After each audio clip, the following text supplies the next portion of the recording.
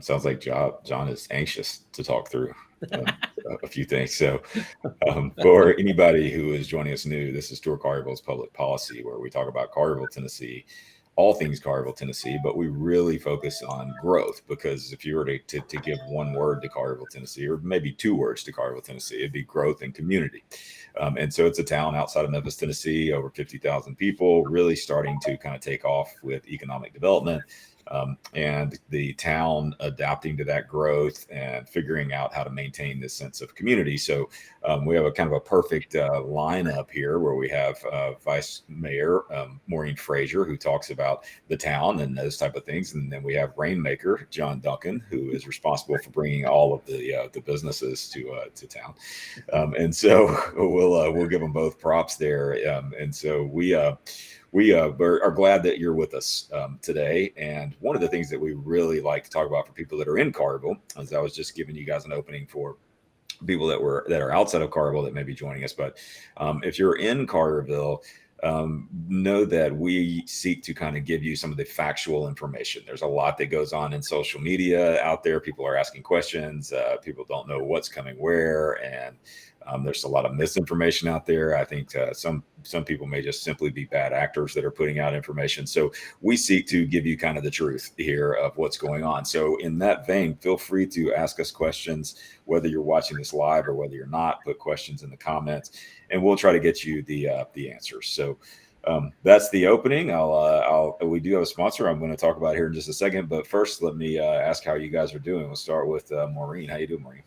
I'm doing well, thank you. Yeah. Beautiful day in Collierville. It's not too hot today. I'm over in Arkansas today, and it's hot here, but I don't know, what it's like going to be like in Collierville. It's pretty there. You're saying it's nice, sunny. I don't think it's as humid as it has been. Gotcha. And we're not planning to have any of those torrential rains. Thank goodness. Yeah, I know. The thing is it'll rain, and then it won't rain for like 4 months. And so I'm happy for it when it comes now anyway, because during the summertime, man, July, August, I mean, it's tough. It's hard. It's hard for me to believe that it's almost the end of June.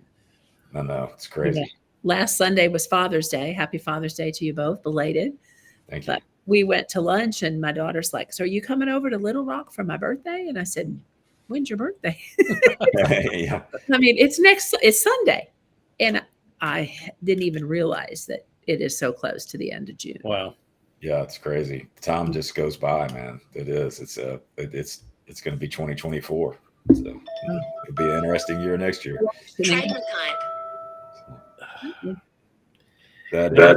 Man, business is getting in the way of this program today. I got all kinds of people. That was Publix calling there. We're the show is so important. We put Publix to voicemail, but we'll call them back. Yeah, we'll get back to them in a couple days, possibly next week. Yeah. No. But Keith, I want to tell you, the high in Collierville today will be 82. Really? Yeah, and that's not bad. No, that's awesome. But unfortunately, on Saturday, when I'm planning on being outside with the dimpled ball and the crooked sticks, it's going to be in the low 90s.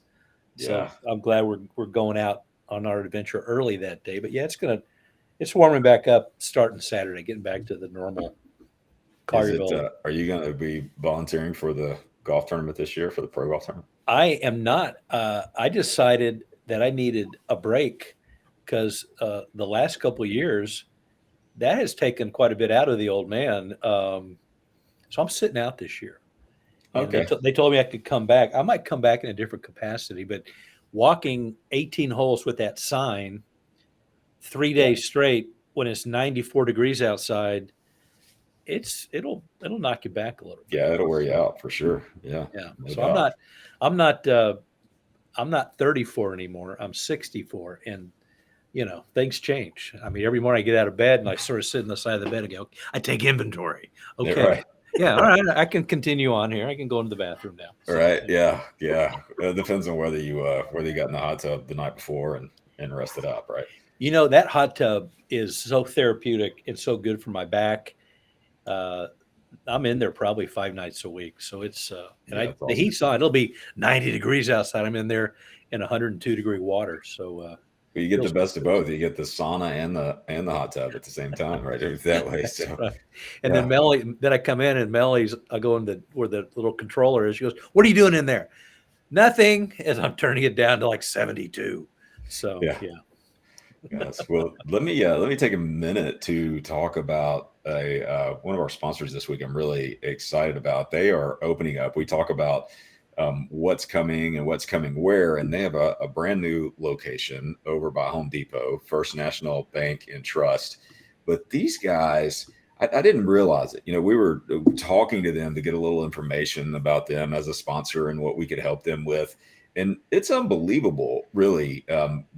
And kind of a testament to places that are in Collierville and that are coming in Collierville, employing local people and really getting involved in the local community. So there's kind of three people there: Bill Samish, Jennifer Bennett, and Perry Pelletieri.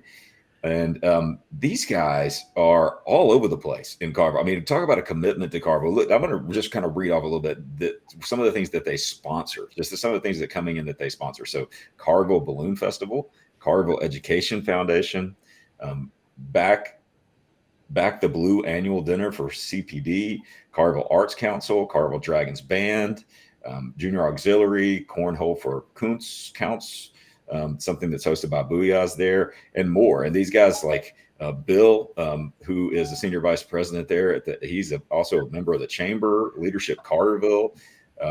They're in the Rotary Club. Bill and Jennifer are both in the Rotary Club. I mean, they're all three graduates of Leadership Collierville. I mean, it's unbelievable what these guys are doing. Jennifer is a board member for Collierville Citizens Police Association. She's a treasurer for Collierville Balloon Festival. I mean, I could go on. She's a past president of Leadership Collierville. This bank is Collierville, right? I mean, I don't know how you can do more than what these guys are doing to really be ingrained in the community and be part of it. And again, a bank, they've got some really good specials that are coming out for starting off. They've been around a long time, almost as long as Collierville, 130 something years, maybe. Don't have it right in front of me, but it was, we talked about it last week, but First National Bank and Trust, check them out if you haven't.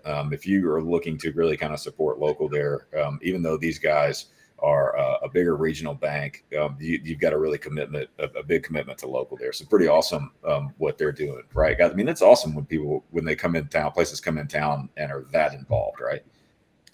That's what you're hoping all your partners do. Yes. And all your investors do is get involved in the community. I mean, you're coming here, you're making an investment, and the guys that take it to that next level, like Bill and his team, that's pretty impressive. And their facility right there at Market and Civic Center, right across from the Malco, it looks great. It's beautifully landscaped. It's a nice looking building. It's very accessible and welcoming. I'm excited that they're there like you are, Keith, and looking forward to working with them in some way for sure. Yeah, absolutely. It seems like it's hard to go to anything in Collierville and not see them or run into one of them. It's, what they're doing there. So that's pretty cool. But yeah, I'm going to check out some of their specials too. They got on CDs is pretty cool. And so, but yeah, there's a lot, and that kind of segues us in because we were talking before the show started a little bit, and the bank coming by Home Depot, that's new construction there. But maybe, John, since you were kind of chomping at the bit there to talk about some things that were happening, we'll let you talk through, kind of pick up from there. So that's what's coming there. But there's a lot of other new construction. There's a lot of shovels hitting the ground in Collierville right now. Give us an update on what you know and when things are happening. I know they may not always hit those target dates, but you were talking about hotels and restaurants. Just give everybody just a quick update of economic development, and then talk about what day that Publix will get the shovel in the ground. Well, I wish I could make an announcement about Publix, but I will tell you this. Speaking of grocery, I've got a meeting next week with a developer who wants to talk about grocery and that product in our community. More of an exploration than okay, here's the details, here's the deadlines, here's when we're starting. It's more of an exploration discussion, but it's a discussion. And the fact that we are exploring things like that continues to say a lot about our market and how we're organized and the direction that we're heading. You think about it right now, hotels. Holiday Inn Express is building a new hotel next to the Fairfield. They're in front of Carriage Crossing at Houston Levee and 385. It's coming up. You can see the infrastructure for that hotel popping up out of the ground as we speak. Simultaneous to that, Marriott Towns Place Hotel is building a hotel just east of Shea in Schilling Farms. It's going to be a 115 room extended stay product, Marriott brand, which, that in a lot of ways, I feel like Schilling is kind of the economic epicenter of our community. You've got everything going on at Houston Levee, got everything going on at the square, and in between there's Schilling with 12,000 square feet of new retail and restaurant space with SOB and Rotolo's coming in, the Italian restaurant, which is kind of a cross between Mellow Mushroom and Carrabba's, in my opinion, plus the crumble cookie. And here's the hotel. And then between IMC and all of that, Boyle has plans to build the Water Tower District, which is, owner-occupied product, some office, some retail. So, and the Orgel project has gotten through the approvals here at the town. And you're going to see probably within 45 days, certainly 60 days, them starting to clear that land and make way for their $77 million investment in our community, which is going to change that part of town in many ways. So there's a lot going on around town, Keith. And I'm excited to see it. People are investing. People are interested.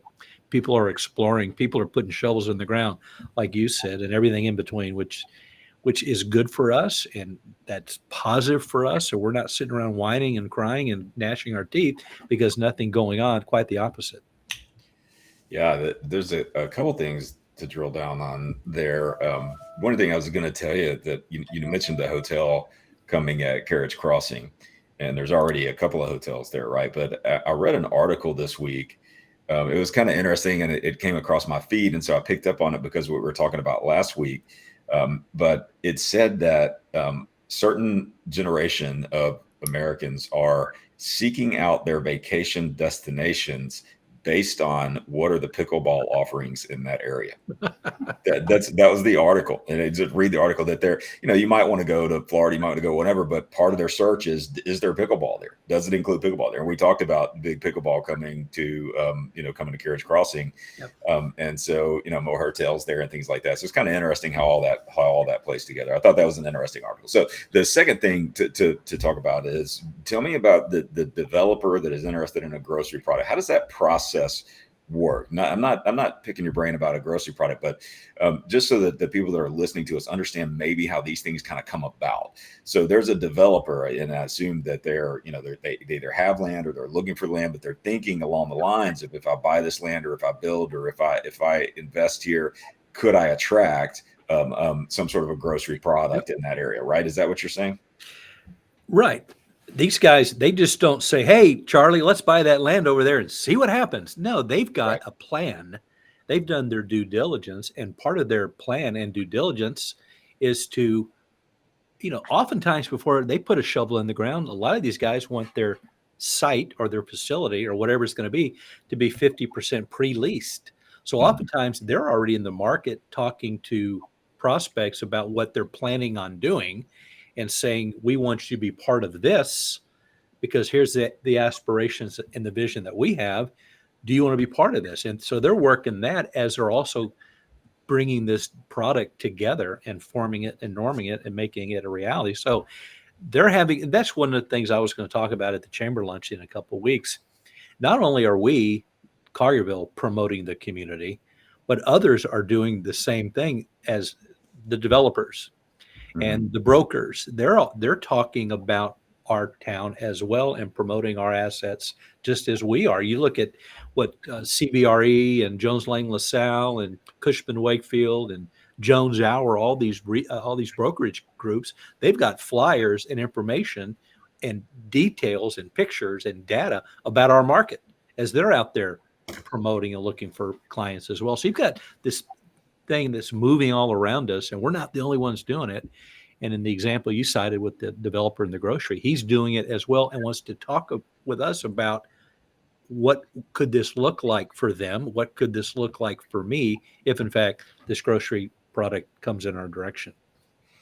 Gotcha. Yeah. So looking and saying, okay, maybe I would buy this land, I would build this out. It's not just grocery, but that could be the hero of the area. But what else could they lease there? Those type of things. And And for anyone out there on social media, what John's talking about is the area that is currently known as Johnson Park is going to be flattened, and they're looking at putting grocery store That's there, covering up the water park. That's right. Right, No more, right. no more baseball, no more splash park. Right. Yeah, none of that. We're putting a grogrocery store in there. Give me a grocery. You guys wanted a grocery store. There it is. Johnson Park, gone away. Grocery I store. need to do this to y'all. But you know that, you know, something like a grocery store, for example, as part of a bigger development, that would be what's called the anchor tenant. Right. And getting an anchor tenant for any development, be it a small retail strip or a big mixed use development, is key, because that anchor tenant drives and influences other tenants. We've talked before about, you look at Freddy's, for example, the hamburger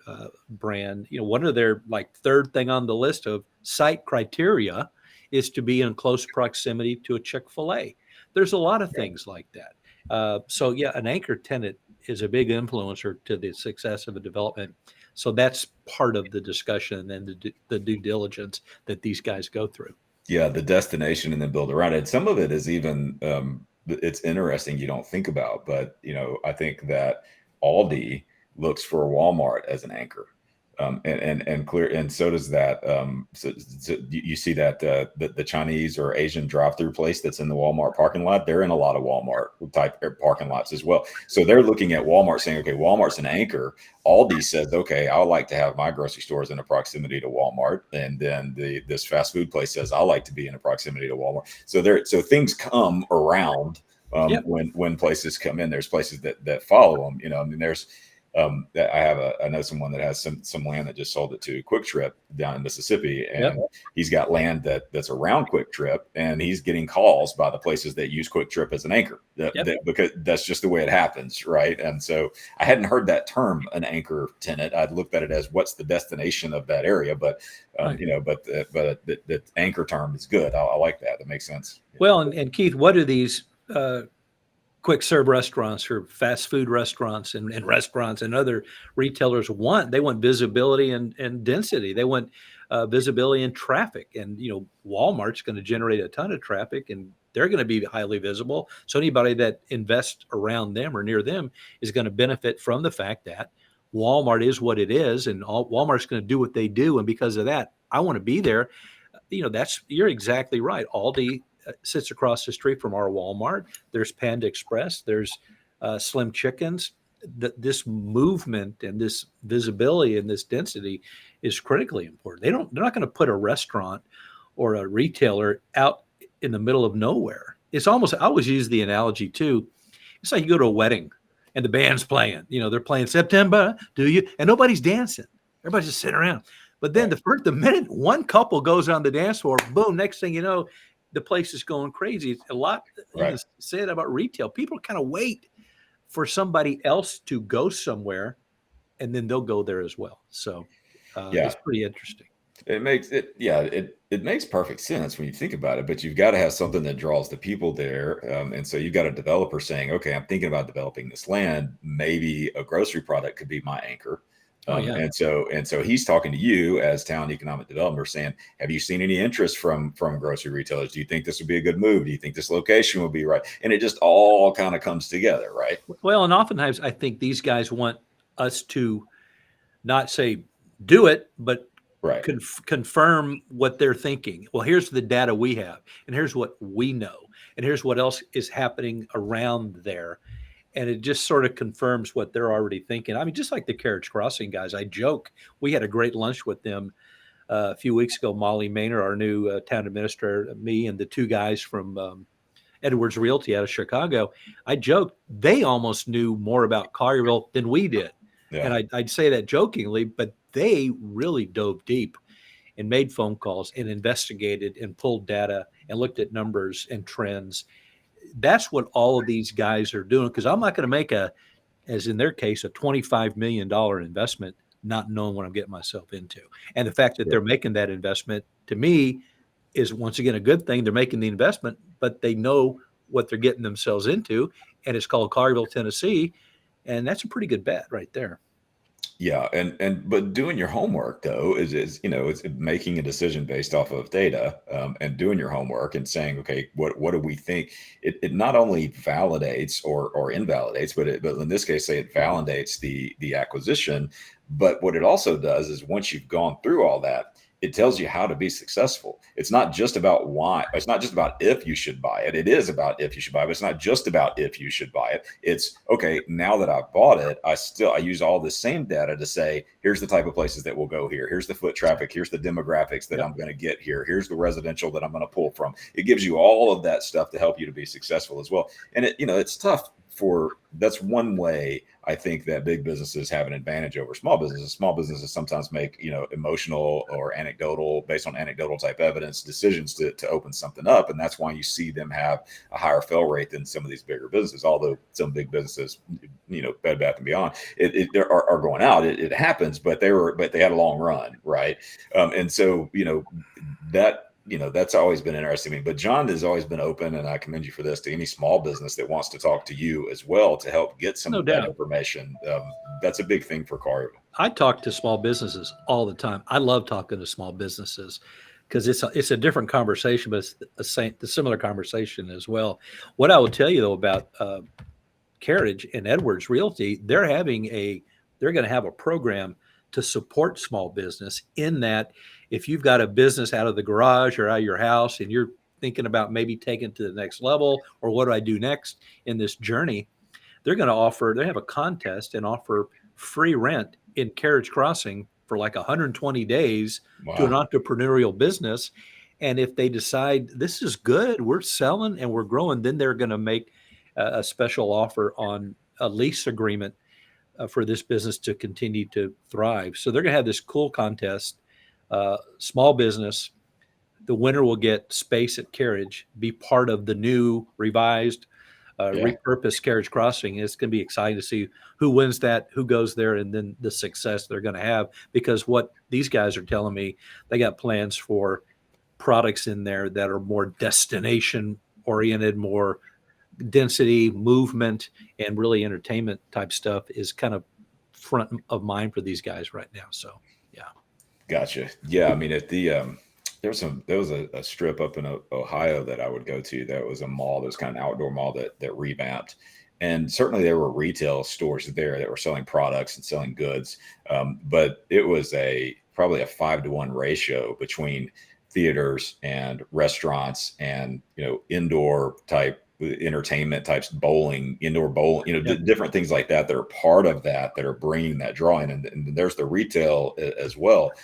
But they really become entertainment centers, to your point. And I don't know what else coming there. We know indoor pickleball is coming there, which is smart, but that seems to be the trend, right? People are looking to come to these places that are a little more activity, entertainment focused. And then the retail is situated around those.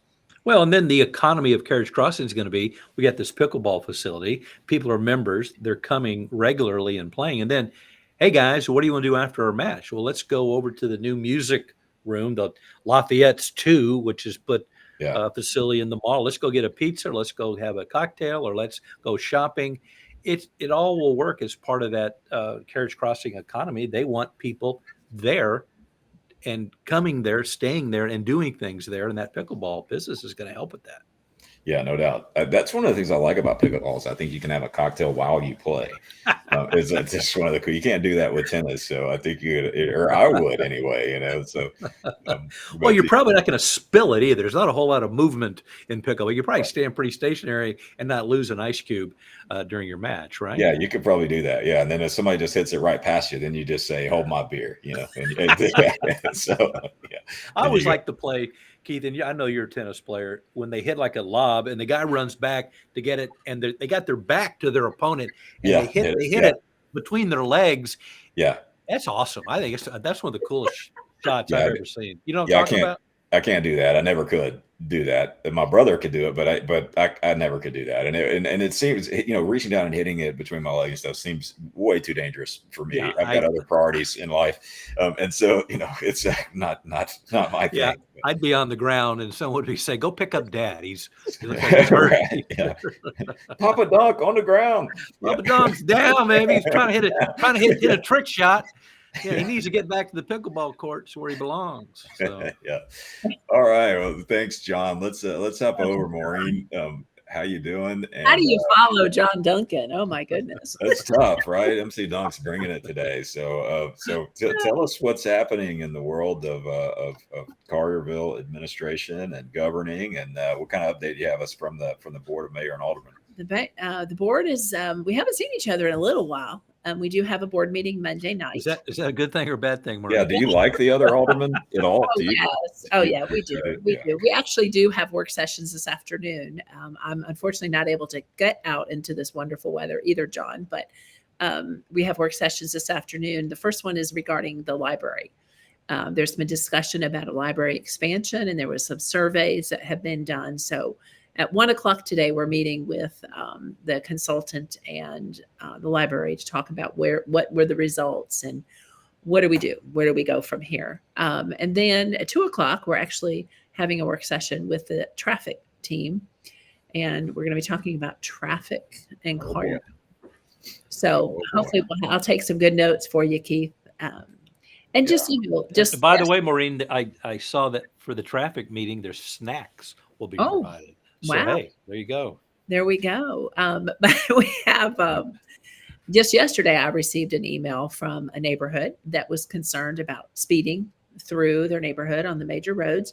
They don't have sidewalks, and they were asking about the traffic calming device. So there's some discussion about speed cushions. And are those what is bumps, that? The speed bumps, but they're just the longer spread out ones, or they're more of they're movable. I mean, they can secure to the ground, but they're more of a rubber material, I guess, than like a concrete.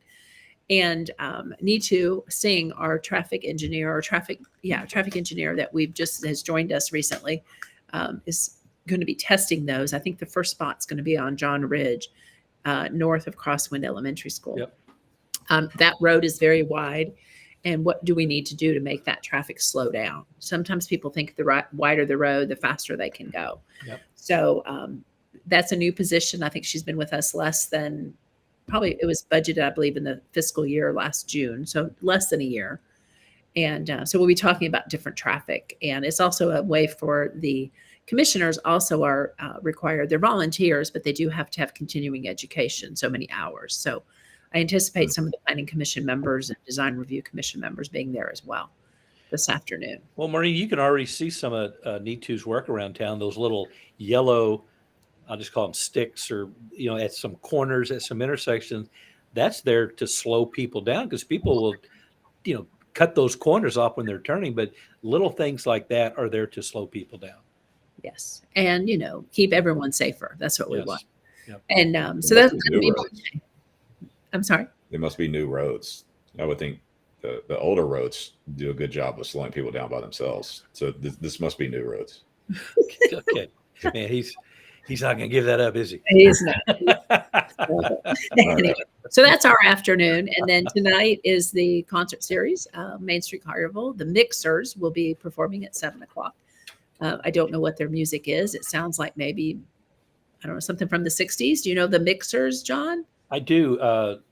They're good. Collierville United Methodist, very talented. It's like a family. I think 2 daughters, a dad.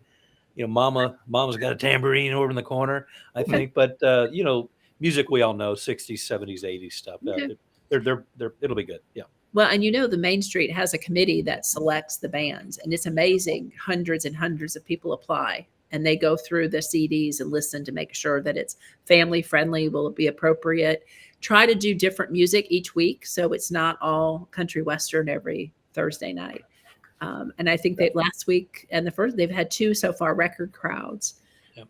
Debbie Hale, the director now of Main Street, was talking about that Placer software, John, that the Industrial Development Board helped purchase, and about numbers, and it can track where people are and how many are in the park. And so the preliminary numbers that she worked with Ashley Carver, the tourism director, was around 2,100 to 2,500 people at the concert each of the last 2 Thursday nights. And then they can look back a certain number of years to see what the crowds were like 2, 3, 4 years ago. And then, when you talk about big events like the 4th of July celebration, we always would ask a police officer, how many people you think are here? And they go, well, I think there's, Right. now we can have a more concise number, which helps with planning and traffic control and all those things are the outcomes of the information we have now. Yes. Yes. Yeah, that's good. And those are data points, and then all data points are good. I would think that, some of it too is just going to be weather based, so I mean there's tonight sounds like it's going to be a good night if the high's 82. So maybe you get better turnout, but then some Thursdays, it rains or whatever. Ashley's just hit us in the comments saying 16.5 thousand in 2022. So I'm assuming, Ashley, that's a cumulative number. That's how many people have came out through, of course, across all of them. Or I'm thinking, Keith, that's the Independence Day celebration. Yeah, that's Independence Day. I'm pretty sure that's last year's 4th of July celebration number. Okay. And 17,000 is a pretty strong attendance for sure. So, but it's just good to know that now versus just guessing before. So, yes. Plus, and I'm sure that number's huge, but you also have the number of people that aren't in the park. I mean, I know people that just stay in their backyard, or they stay out in their neighborhood and watch it, or go to Hadley Lake and all that. So I believe you can set the parameters of where it's counting. Yep. And I'm sure that's the area around Cox Park and in the vicinity of the band. This year it's I believe, Ashley, correct me if I'm wrong, but I think it's this, is it the Soul Shockers are coming back as the headline, and they're also going to be performing during the actual firework display. So doing patriotic music as well. So all that kind of good stuff. Yeah. It's cool that you got, I mean, this has to be using some sort of like satellite imagery or something. I don't know how it's counting people. Maybe there's cell phone signals. Okay. Yeah. Okay. Gotcha. And it makes assumptions, and because a lot of people don't have cell phones, some people have more than one, so it makes some. It's got an algorithm. There's analytics behind it and thought behind it, but it's about as good of data that we've ever had around town. So it's pretty cool. And Ashley hasn't left her office in about a month. She's like in there crunching, and she can tell you everything data wise and movement wise around town. So just, if you go by there, the shades are down, she's probably in there working on something. Working away. But it also will tell you from the little meeting that I attended where people are coming from, like how far people traveled, or people that are coming to the town square for an event. Where did they come from? Did they come from Jackson, Mississippi? Did they come from Ripley, Tennessee? Did they come from St. Louis, Missouri? So it's really going to be really beneficial. And not only that, where were they before they came to the square, for example? And where did they go after they left the square? It's really cool. Mobility so you have data. To behave, Keith, because we're tracking you. We know where you're going. What, man, I don't know. I'm getting a flip phone. Something, man. These are. I mean, it's good. It's good data points for the town, but it's amazing that that all that's occurring and how much is tracking everybody. You don't even know you're being tracked. But I've always said, I'm on my phone. All of a sudden, you're talking about something, and then an ad pops up. You're like, how did it know? And people say it's listening, but it's got to be with all that stuff going on. Oh yeah, I mean, I know a lot about it from an ad standpoint, but I didn't realize from a tourism standpoint that it was doing all that, and that Ashley is tracking the whereabouts of you guys every day, and all that type of stuff. She knows when John's on the golf course, and Hey. Right, yeah. I don't know that it's that refined, but there's a lot to do, and I guess we just got the actual software, and we have our own person that Ashley and John can work with and help say, this is the information we need. Or what it's telling us. Well, it helps you to know what you're doing right? I mean, how many things are, what the attendance is like? Is it growing year over year? How many people? And when you can kind of project out, if there's this many people, then you can start making some other assumptions about, how many came in town and what kind of economic development lift you got that weekend, and how much money they're spending, and all of that. Then okay, we need to do more events, or we need to do less events, or we need to do more of this type of events, or whatever. That all helps just generate income. For Collierville. So it's a useful piece. I joke about the tracking, and all of us are conscious of that, but that is what it is, right? I mean, we got Chinese spy balloons flying over us, for goodness sake. So it's going to happen, but but it's good from a data point, right? Yeah, no doubt. And you can tell the vendors what to expect. You can tell the police what to expect.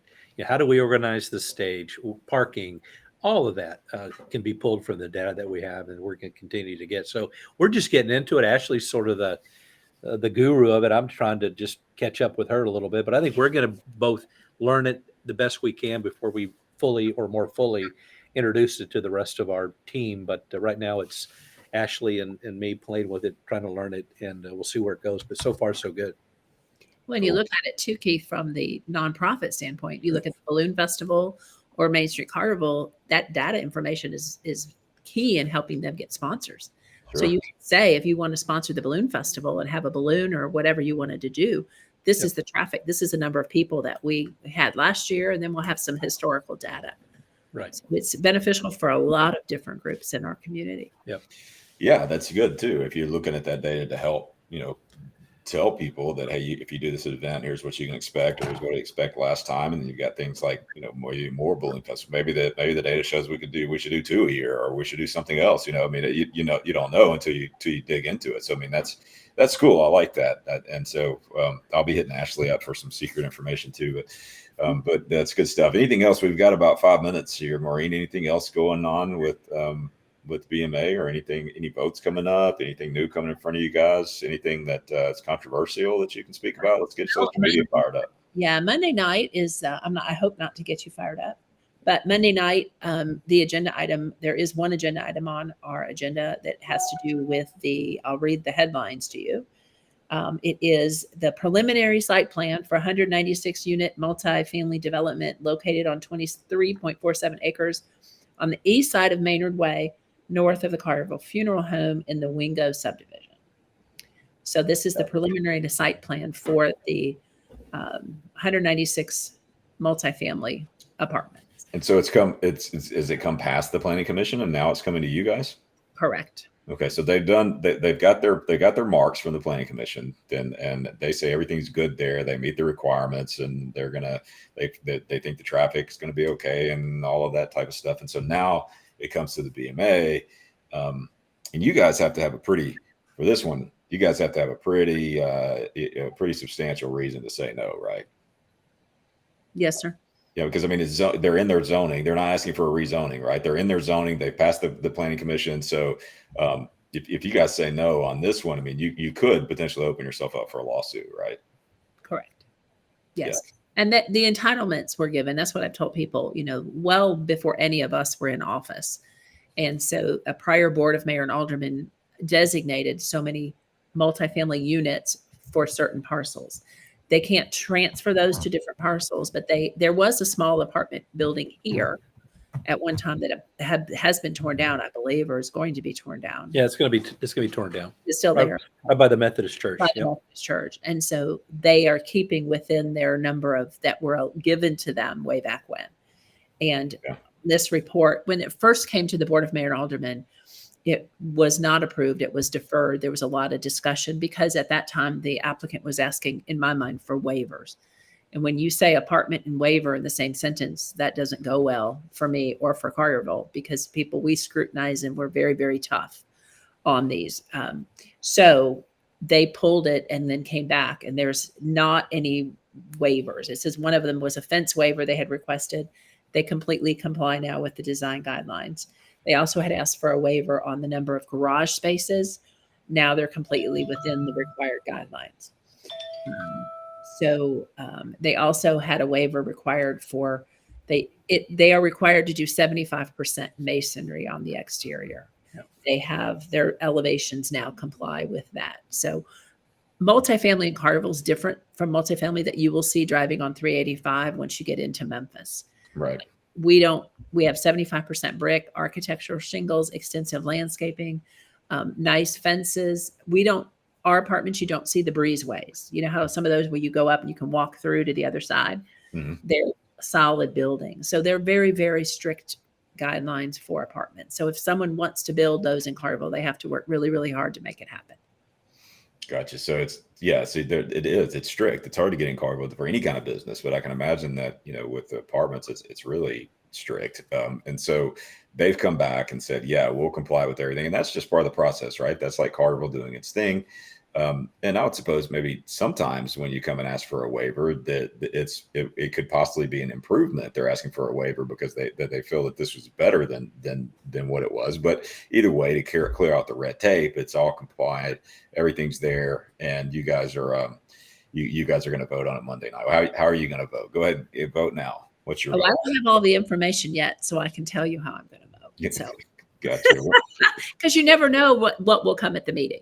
You really Right. don't know what will be shared. That something could change between now and Monday night at 6:00. So Do you think that, yeah, and I get it. Do you think that, so we've talked about, we've just kind of established that, Collierville has done its job here. It's made them comply with everything. They're not asking for any waivers. They are tearing down something to make sure that they're in compliance with the number of rooms. And they passed the planning commission. Everything's good there. They're not asking for any rezoning. And so now it's coming to you. So when you talk about more information that is going to come before you would vote on it, do you think that if there are a large amount of people or a small amount of people that are loud that come and complain and protest against it, do you think that is a legitimate reason to stop something given all of the marks that it's already passed? it really depends on the information that is presented. If it's something that none of us had thought of, use an example of the Whataburger. Okay. And I don't want to go over on our time, but you use that example of Whataburger. We all want Whataburger in Carnival. We do. People wanted the Whataburger. But when it came to the mayor and the board, it's not our personal opinion. It's whether it complies and it meets the guidelines and the restrictions and the zoning and everything that goes in it. Well, at the meeting, the discussion was the traffic. You go through the drive-thru at Whataburger, and then what happens to that vehicle? And that is the reason that we as the board couldn't support that specific location for Whataburger. We all still love Whataburger, and I'm hoping they are coming back at a different location or have worked out that traffic pattern. So if you go to this Monday night, traffic is a concern in Carnival. We have that work session this afternoon. The traffic engineer, they have to do a study as to how, and the applicant, how is those apartment dwellers, what impact will it have, and what happens to the surrounding roadways. So we can't just look at that that complex. You have to look where those cars are going to be going. So I know there's a traffic study in here. I have not had time to review that yet, but it will add additional traffic at Poplar and Maynard Way, wherever those cars go. So we have to look at all that to make sure that we're not putting a burden on somebody else, if that makes sense. So yeah, to an extent. Yeah. I mean, and I understand what, it's that you have to think through that. But I think what you're saying is that, Whataburger was an example of, here's something that the public wanted, but the town had to say no for certain things. The opposite could potentially be true. Here is something that the public may not want, or a certain percentage of the public may not want. But if they hit all their marks, that's what you've got to vote on, right? Yes. So it'll be an interesting meeting. I'm not sure that all of the aldermen, I don't know if I'm genuinely not sure that all the aldermen ascribe to it the same way that you do. So we'll see how that goes. But is everyone expected to be there and to vote, or is anyone holding out a vote for any reason or anything on this one? As far as I know, I believe everyone is planning to be there. I know John Worley had recused himself from the development on the north, but now this is totally separate. Right. This is not tied with that other property. So I hope John would stay and vote with the board or on the board. But I should know more this afternoon. I know we don't meet again for a couple of weeks, but as far as I know, everyone should be there. And, we all try to go. We know the meetings are the second and fourth Monday of every month. So I know all of us try to schedule anything out of town away from that time. Gotcha. Well, I would dress down for that one in case people throw eggs at you or whatever could happen to you there. Yeah. I just hope people understand that it's if they comply legally, you have to vote in favor of them. You can't just, I just don't like them, I'm going to vote no. If that happens and everybody does that, we'll definitely have a lawsuit. And then there's taxpayer dollars and everything else that goes on it. But just know that the town is working very, very hard to make it really, really hard for a multifamily development to come into Carver. Yeah, it's not easy to do one, and the reality of it is I don't mind saying is that if the developer passes all the rules, it does everything right, and then gets told no, they should sue you and they should win. And that's the bottom line.